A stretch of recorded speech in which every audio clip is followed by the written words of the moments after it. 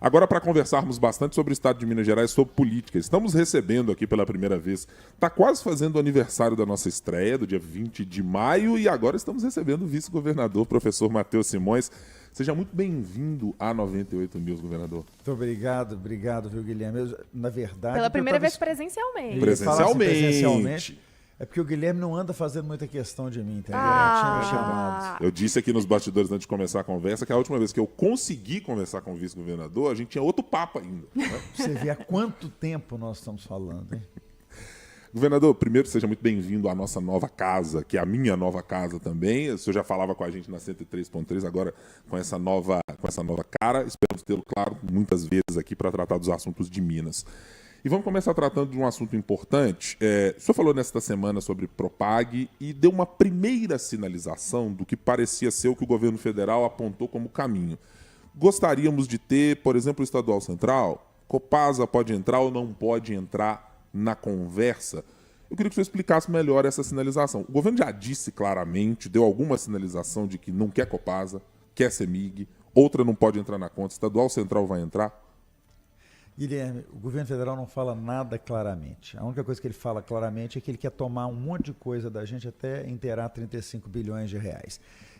Até me dá um pouco de agonia, a palavra é essa mesmo. A gente tem, eu e os secretários, tratado com o governo federal diariamente desde que o Propag foi aprovado.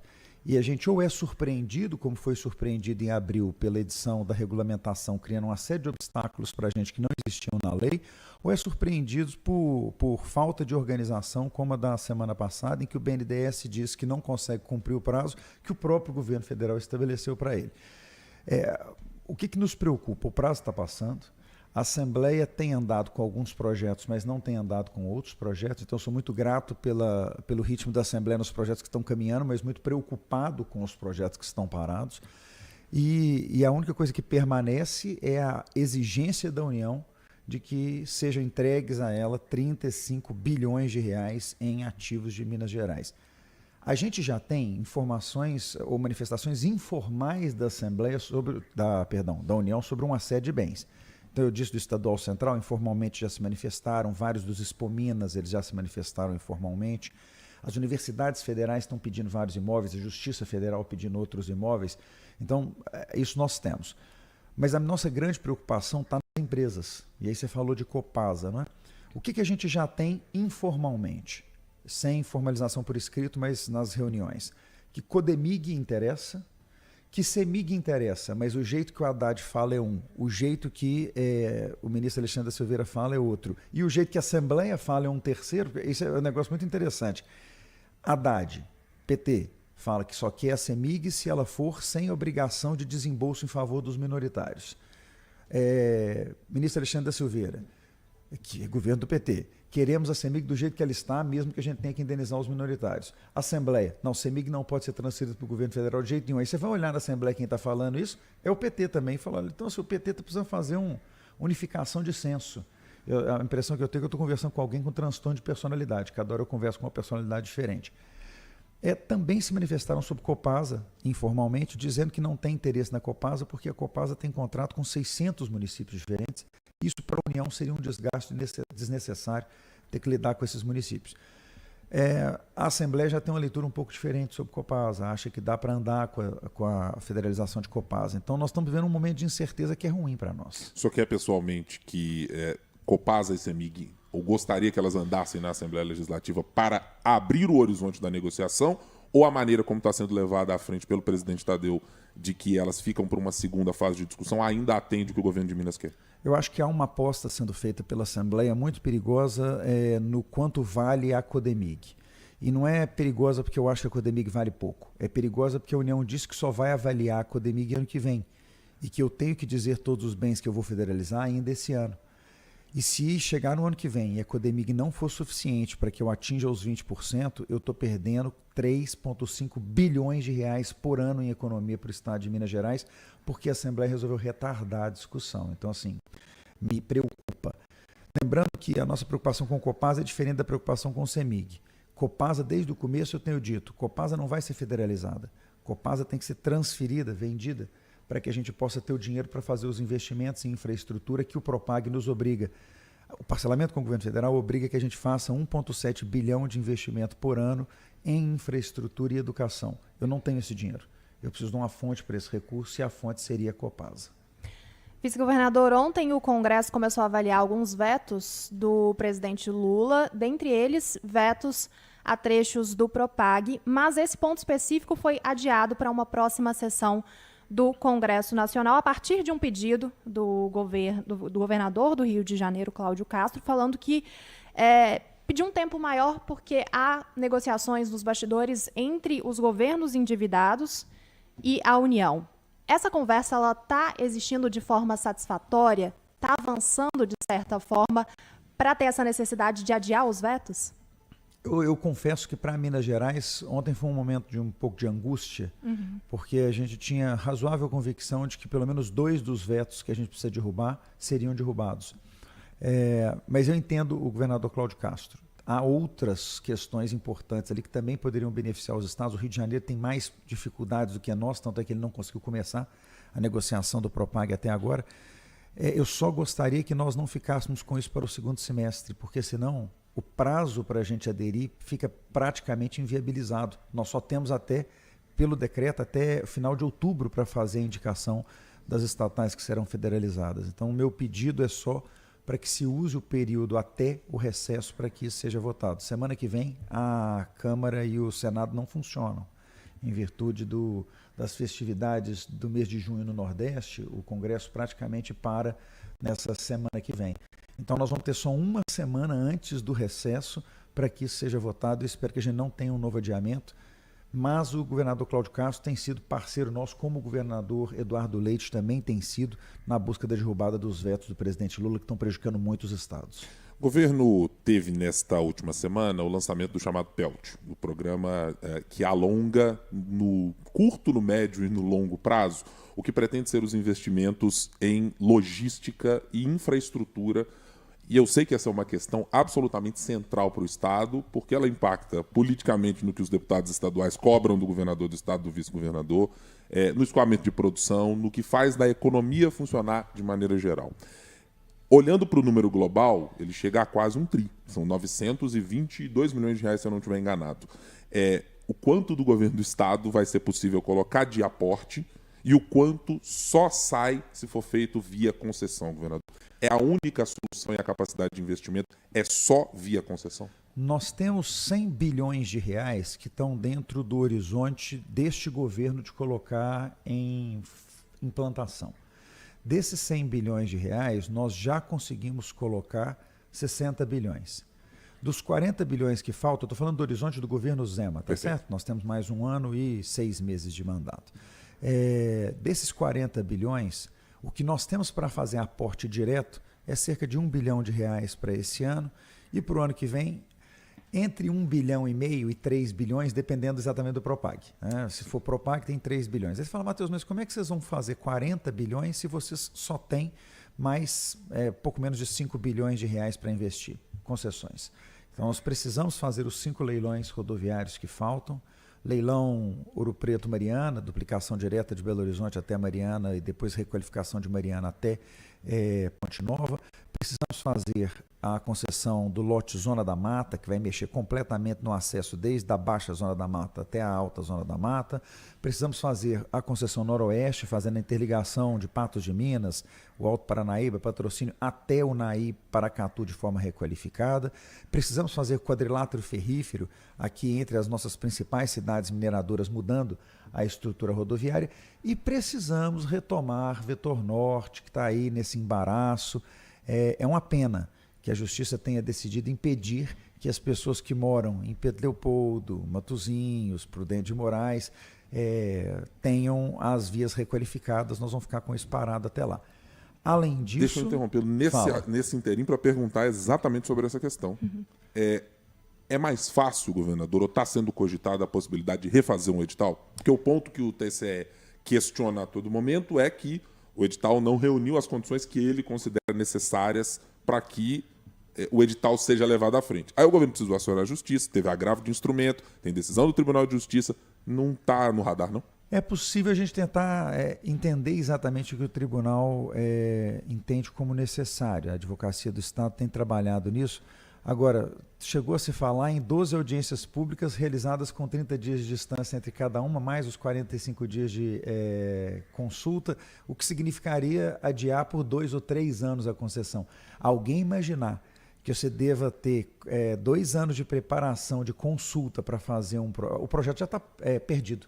Assim, se eu precisar ficar 2 anos fazendo consulta sobre o projeto, quando acabar a consulta ele não serve para mais nada. Então, há um problema lógico, temporal aí nas exigências que estão sendo colocadas, mas nós estamos conversando para entender se não é possível racionalizar um pouco essas exigências. E com um importante ponto, viu, Guilherme? Eu acho que a gente tem que ter um peso e uma medida só para as coisas, né? Eu, no meu estudo bíblico de ontem, estava passando por Provérbios em Salomão, e aí fala assim, Deus não se agrada de medidas e pesos diferentes.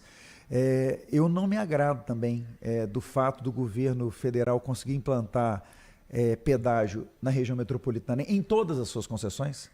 262 tem pedágio na metropolitana, 040 tem pedágio na metropolitana, 381 tem pedágio na metropolitana, feito pelo governo federal do presidente Lula. E aí a gente não pode fazer porque a gente está pondo pedágio na região metropolitana. Falar, desculpa, assim, por que o peso usado para as concessões federais é tão diferente do peso usado para as estaduais? Mas paciência. Mas voltando só na sua resposta, então é possível chegar nos 100 bilhões? Nós já fizemos 60 dos 100, já estão em andamento, mas a gente vai precisar das concessões. Concessões não são a solução só no Brasil, não. É no mundo inteiro. Em todo lugar do mundo, concessão é o caminho para a infraestrutura e o Brasil precisa começar a caminhar mais rápido nessa direção, senão a gente vai ficar para trás em geração de emprego e renda. Deixa eu também tratar de um outro assunto que é sobre hospitais. E eu vou dividir em 2 partes aqui. Primeiro, a pergunta que ressoa e ecoa a cada nova eleição.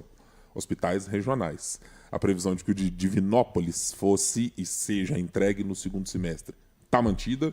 E os demais serão entregues até o final da atual gestão Zema/Matheus Simões, quando também assumi-lo como governador? Vamos lá, 5 hospitais com obras em andamento, Divinópolis sendo entregue agora na virada do mês de julho para o mês de agosto. A EBSER, a empresa federal de gestão hospitalar para as universidades, assume o hospital nesse momento.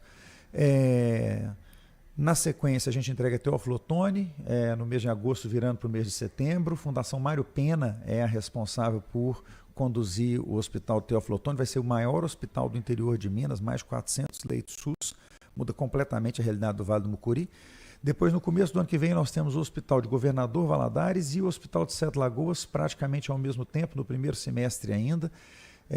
E, por fim, o Hospital de Conselheiro Lafayette, que talvez fique pronto na virada de 26 para 27, talvez no comecinho de 27, porque nós temos que trocar a construtora que está tocando a obra. Qual hospital que não será realizado? O Hospital de Juiz de Fora, porque nós trocamos o Hospital de Juiz de Fora por um pacote de investimentos. Juiz de Fora já tem um grande hospital regional e um grande hospital universitário. A decisão foi que investir, já que a prefeitura não conseguiu fazer a parte dela do contrato, a prefeitura do PT lá, nós vamos colocar dinheiro para um novo centro de urgência, uma UPA grande, nova, regional, vamos ampliar o nosso regional, vamos ampliar o universitário e aí vamos distribuir um pedaço do recurso que estava reservado para o resto da Zona da Mata, para reforçar o BAR, a Ponte Nova, outros polos de saúde ali na Zona da Mata. Mas estou seguro de que as obras ficarão prontas. Quem visita a obra, aliás, de Divinópolis, como eu fui esses dias, tem a impressão até que o hospital já está pronto para operar, porque a gente que não é médico falou, está faltando só o paciente entrar aqui dentro, mas a gente já está quase lá.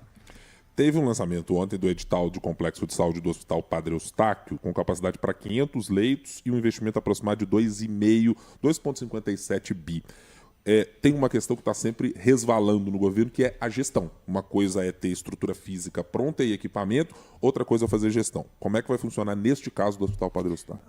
Esse é talvez o modelo mais moderno de PPP do Brasil, tanto é que nós estamos atraindo para essa licitação uma série de players internacionais que estão vindo visitar para entender o que nós estamos acontecendo aqui, porque há experiências muito boas, por exemplo, no Peru, com modelos exatamente como esse que nós estamos propondo. Ele lembra um pouco a lógica do Hospital do Barreiro. A bata cinza, que a gente chama, que é a manutenção e a gestão hospitalar é toda feita pelo parceiro, que também é o responsável pela construção, porque isso garante que a construção vai ser de boa qualidade, porque ele mesmo vai ter que dar manutenção dela depois, e isso garante que o hospital não vai ter aqueles inconvenientes de alas interditadas, falta de estrutura para que possa funcionar. Além disso, esse hospital tem uma coisa que no Brasil nós não temos nenhum igual, que é o fato do laboratório central nosso passar lá para dentro, o que faz com que ele tenha uma fonte de receita contínua de fazer os exames que são bem pagos pelo SUS para todos os hospitais da região e, além disso, permite que ele seja um centro de pesquisa. Esse hospital vai ser o grande equipamento para a gente enfrentar epidemias e, infelizmente, se acontecer novamente alguma pandemia. Ele vai ter uma condição de reação, seja em ampliação de leitos, seja em estudo técnico qualificado de pesquisa clínica com muita velocidade, porque ele é vinculado à FUNED. Então, FUNED e FEMIG estão juntas dentro da operação desse hospital. Os investimentos imediatos são de R$500 milhões e eles chegam a 2,5 bilhões ao longo do contrato e nós já temos o dinheiro todo reservado para que esse hospital entre em operação assim que ele esteja pronto. Ele vai qualificar muito o atendimento na região metropolitana. Muda muito a cara do acesso à saúde pública em Belo Horizonte e na metropolitana. Nós estamos vendo, governador, uma discussão que está chegando ao interior do Estado, e a gente trouxe aqui o presidente da Associação Mineira de Municípios, Luiz Eduardo Falcão, ex-integrante do seu partido, falando sobre uma dificuldade dos consórcios municipais de saúde, de como há limitações claras de fazer com que o SAMU, que é uma estrutura importantíssima para desafogar muitas vezes a vinda para a capital, para a região metropolitana ou para cidades polo. O governo tem condições de contribuir neste caso com as prefeituras? É uma questão que está alocada, e eu sei, claro, por destinação constitucional, para o governo federal, mas é que o eco dos prefeitos vai chegando e certamente bate na cidade administrativa para dizer o que o governador pode fazer sobre o assunto. E parece que estamos chegando a um ponto quase crítico de não ter contratação de profissionais, dificuldade de retenção desses profissionais por valores. Tem caminhos? Eu acho que existem caminhos, mas nós vamos precisar de muita racionalidade dos municípios nesse momento. A gente já repassa quase R$50 milhões por ano para o SAMUS, uma responsabilidade que não é nossa constitucionalmente. Já é um investimento considerável. Nós equipamos mais 30% do território estadual com SAMUS com dinheiro do Estado ao longo dos últimos 4 anos. Chegamos a 93% de cobertura de SAMU no Estado, com investimento nosso. Agora a gente precisa que o governo federal faça parte dele. Nós estamos tendo que carregar com os municípios esse problema nas costas e está ficando cada vez mais difícil de pagar essa conta. Nós estamos num ano muito difícil financeiramente para os municípios, Guilherme, e o governo do estado tem tentado ajudar, especialmente na saúde, que é o que mais pressiona o orçamento do município. Agora, se o governo federal não começar a colocar as contas dele em ordem, nós vamos começar a ter serviços essenciais colapsando no Brasil. E, infelizmente, o que a gente vê quando a gente vai tratar com o governo federal, o assunto da dívida acaba resvalando nisso sempre, é que ao invés do governo federal trabalhar na linha da despesa, ele trabalha sempre na linha da receita. O que eu quero dizer com isso? Ele não corta nada e tenta aumentar imposto o tempo todo, só que nós não aguentamos mais pagar imposto. Então, toda vez que ele tenta aumentar o imposto, você tem uma reação do setor privado, das pessoas, e aí o Congresso acaba não permitindo, e com isso quem vai sofrendo são os serviços municipais, porque é lá que o dinheiro não está chegando. O que o governo federal está fazendo é uma maldade, porque como controlador do caixa, ele está sufocando o pequeno, que é cada um dos municípios, para ele poder fazer o caixa dele lá render. Vamos sair em suporte aos municípios, respondendo concretamente a sua pergunta, mas eu tenho limitações de caixa para isso e os municípios até são muito compreensivos conosco, porque eles sabem que não é obrigação nossa, mas eu estou muito preocupado. Eu queria repercutir um pouquinho uma agenda que o senhor participou no início da semana com o ministro Alexandre Silveira sobre a implantação de um gasoduto na região do sul de Minas Gerais. Seria um gasoduto que ficaria ali entre Extrema e Pouso Alegre, são pontos muito importantes para a economia não só da região sul, mas de todo o estado.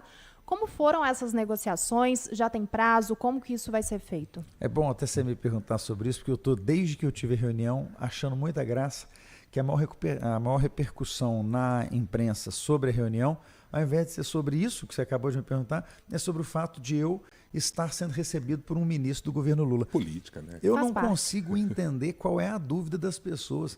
Nós precisamos conversar. A União e o Estado conversam o tempo todo. É bom que o façam. Né? Eu vou lá quantas vezes for necessário para buscar investimentos para Minas Gerais. Nós estamos falando, nesse caso, de um investimento de quase R$200 milhões, que seria a interligação do gasoduto que chega hoje até Bragança Paulista. Para quem vai ali na região, sabe, Bragança é a primeira cidade do lado de São Paulo. A primeira do lado de Minas é Extrema. Eu preciso fazer a ligação entre Bragança e Extrema. Eu tenho dinheiro, recurso, condição de, com a Gasmig, fazer a extensão do gasoduto de Extrema até Pouso Alegre à medida que seja necessário, que as empresas demandem. A gente tem, por exemplo, a Balduco ali, que sozinha já justifica a primeira extensão do gasoduto. Mas só quem pode trazer o gás de São Paulo até Minas Gerais é o governo federal. Eu não posso atravessar a divisa do estado e pegar o gás lá. Então eu preciso desse investimento e sair de lá com o compromisso do governo federal, tanto do ministro Alexandre Silveira, quanto da presidente, diretora-geral da ANP, quanto do responsável pela empresa que fica lá em São Paulo, a NTS, de que eles vão fazer a conexão. O compromisso deles é que até outubro a gente tenha condição de começar a pedir as licenças para o gasoduto, e aí é uma implantação de 24 meses. Então a gente começaria a partir de outubro desse ano, até 27 a gente já teria condição de ter o gasoduto funcionando. Estou confiante de que esse investimento vai acontecer. A maior parte do dinheiro é de Minas mesmo, mas eu preciso muito do governo federal nesse momento e não me nego a ir até lá pedir essa ajuda. Algumas pessoas têm uma certa dúvida de por que nós estamos insistindo em gasoduto num momento de transição energética. Uhum. Bom, primeiro, gás é menos poluente do que combustível de queima comum, né? Combustível líquido. Segundo, ele é mais econômico e eu preciso garantir que os empregos sejam gerados em Minas Gerais. Terceiro, eu ter o gás faz com que as empresas se animem a fazer investimentos em plantas industriais, e para aquela região isso é muito importante, porque aquela região tem ainda muitos centros de distribuição. Quando a reforma tributária estiver completamente implantada daqui a 7 anos, regimes tributários não farão mais diferença para você atrair um centro de distribuição. Então, a grande competitividade do polo de centros de distribuição do sul de Minas, onde estão a Amazon, Mercado Livre, ela vai desaparecer. E se eu não tiver infraestrutura industrial instalada, essas empresas vão simplesmente migrar para o lado de lá da divisa, para mais perto de São Paulo, capital. A gente não pode permitir que isso aconteça. Então eu tenho necessidade de urgência, porque eu preciso que as empresas venham quando ainda faz sentido tributário, ao longo dos próximos 7 anos. E que depois elas não saiam porque já vieram e fizeram os investimentos. Deixa eu dar um passo atrás na nossa conversa aqui de contas públicas para lhe perguntar sobre um tema que eu sei que é muito doloroso no Congresso Nacional, é doloroso no atual governo federal, mas eu queria a sua posição, governador. Desvinculação de receitas para a saúde, para a educação, porque esse é um tema que, no começo do ano, a ministra do Planejamento, Simone Tebet, dizia: estamos estudando, essa é uma conversa, tomou lá uma saraivada de críticas porque colocou o assunto na mesa. Mas eu olho para quem está gerindo contas públicas e a todo momento tem algum argumento pró, argumento contra, dizendo é preciso fazer, tem que fazer dessa maneira, é outra maneira. Como é que o senhor olha para a questão e de que maneira acha que isso poderia ser feito? Seja para o governo federal, seja para o que vale para os estados. Vamos pegar a realidade dos municípios, depois eu pegar a do estado. Os municípios hoje gastam 30% a 35% do seu orçamento com saúde. E a saúde não está do jeito que precisava. Em compensação, eles são obrigados a gastar mais de 20% do seu orçamento com educação, sendo que vários desses municípios, como eles atendem só os anos iniciais, eles estão vendo, ao longo dos últimos anos, uma diminuição do número de alunos. Isso está acontecendo porque a gente está invertendo a pirâmide. Nós já estamos num momento no Brasil em que as crianças são menos hoje do que eram há 10 anos atrás. Então eu tenho cada vez mais dinheiro para infraestrutura de educação de anos iniciais, sem que esse dinheiro possa ser utilizado na saúde, onde a necessidade desse dinheiro é cada vez maior, porque eu tenho cada vez mais população idosa. Então, o que está acontecendo? Eu estou sacrificando a população mais velha, que tem câncer, precisa de hemodiálise, precisa de cirurgia, porque eu estou obrigando a gastar dinheiro com uma população que não existe mais de alunos. É um equívoco que está prejudicando os municípios. Vamos pegar o exemplo do Estado. Eu sou obrigado a gastar com educação, mas eu não posso colocar esse dinheiro em infraestrutura educacional. Então, por exemplo, acesso à escola não pode estar nesse dinheiro.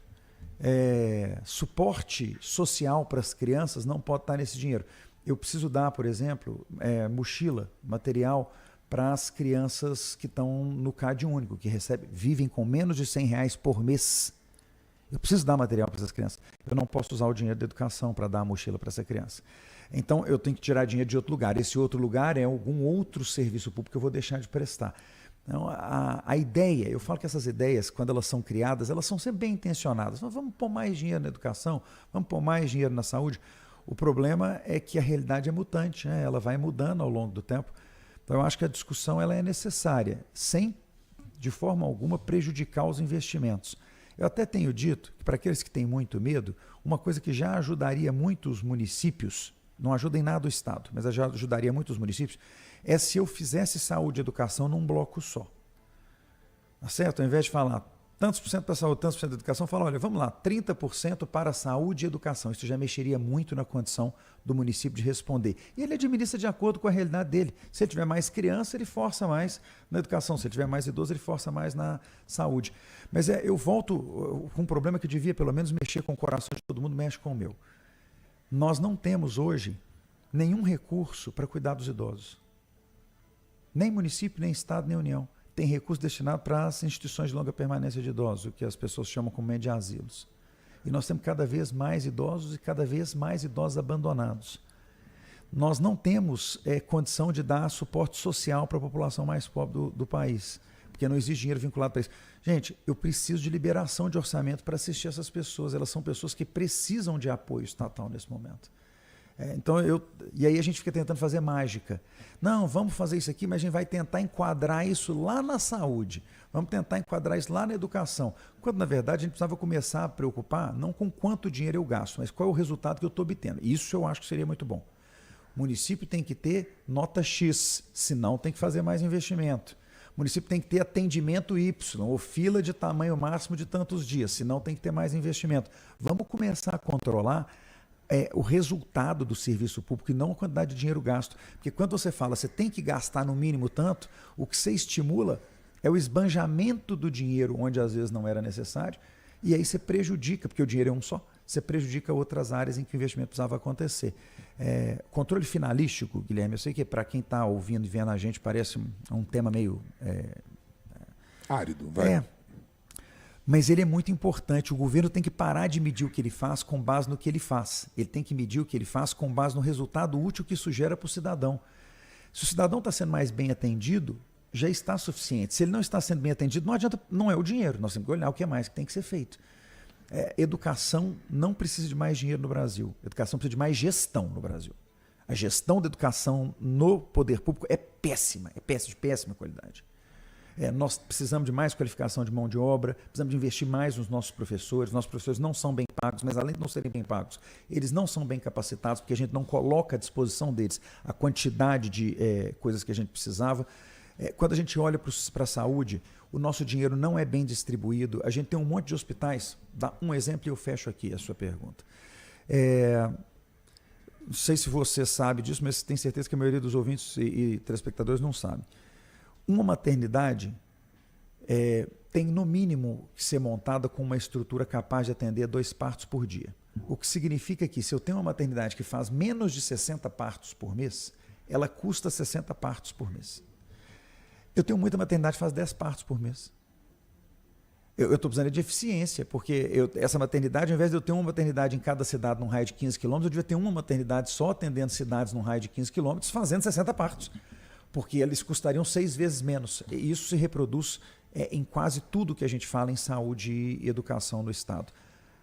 Desvinculação é um tema importante. Espero que haja responsabilidade no Congresso para entender isso ao longo dos próximos anos. Vice-governador, professor Matheus Simões, do Partido Novo, obrigado pela primeira passagem pela bancada aqui da Start 98 News. Já era figura carimbada entre os outros integrantes aqui. Espero que nos vejamos antes do próximo Papa, por gentileza. Tá? Vamos conversar bastante ao longo deste papado.